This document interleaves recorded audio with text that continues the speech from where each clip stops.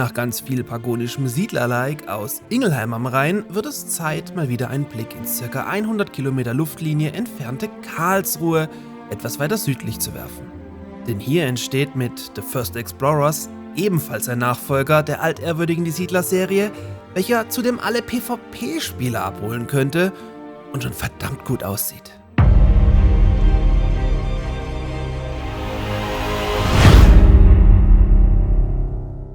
Nachdem wir uns in den letzten Folgen der Explorer News ausgiebig mit der wirtschaftlichen Grundproduktion, bestehend aus Holzfäller, Sägewerk und Steinmetz, befasst haben, was ihr unbedingt nachholen solltet, falls noch nicht gesehen, soll es heute um das Militär gehen.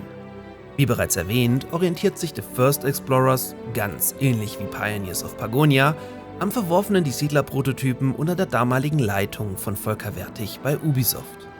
Allerdings kombiniert Ein-Mann-Entwickler Buchwald wiederum anders viele Elemente aus Die Siedler 4 hinzu, was dann schlussendlich auch zur Freude vieler ein aktives RTS-Kampfsystem beinhalten wird.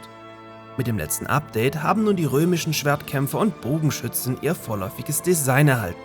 Auf den Bildern seht ihr übrigens Einheiten der Stufe 2, denn Siedler klassisch werden alle Militäreinheiten in 3 Stufen daherkommen und sich dann dadurch in ihrer Angriffs- und Verteidigungsstärke unterscheiden.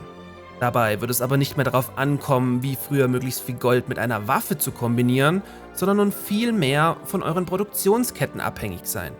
So wird eine höherwertigere Einheit zum Beispiel eine aufwendigere bzw. aus höherwertigeren Materialien hergestellte Rüstung benötigen, wohingegen ein einfacher Schwertkämpfer viel günstiger und dadurch auch schneller rekrutiert werden kann.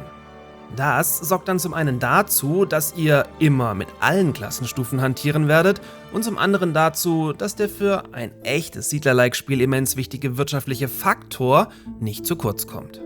Allerdings fehlen hier noch viele Details, die wir dann aber sicher zu einem späteren Zeitpunkt in den Explorer News genauer beleuchten können. Das erste militärische Gebäude im Spiel ist der kleine Wachturm. Hierbei geht man back to the roots und verzichtet fürs Erste auf Pioniere, die die Landesgrenze händisch vergrößern, was dann aber wiederum im Laufe der Early Access Phase noch ergänzt werden könnte. Euer Militärgebäude erweitert also wie in einem Die Siedler 4 die Landesgrenze in einem festen Radius, sobald dieses von einer eigenen Militäreinheit besetzt wird.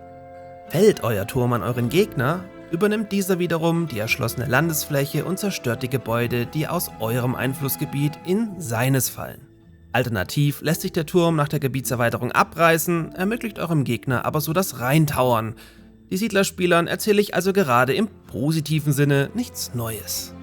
Und wer möchte, kann auch neben einem Schwertkämpfer zusätzlich 2 Bogenschützen im Turm platzieren, um dessen Verteidigungsmöglichkeiten zu erhöhen.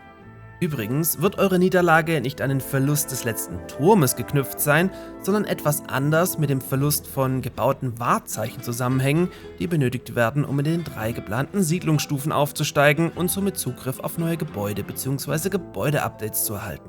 Eine mühsame Suche nach dem letzten Safe-Turm sollte also wegfallen, aber auch dazu in zukünftigen Explorer News mehr dazu.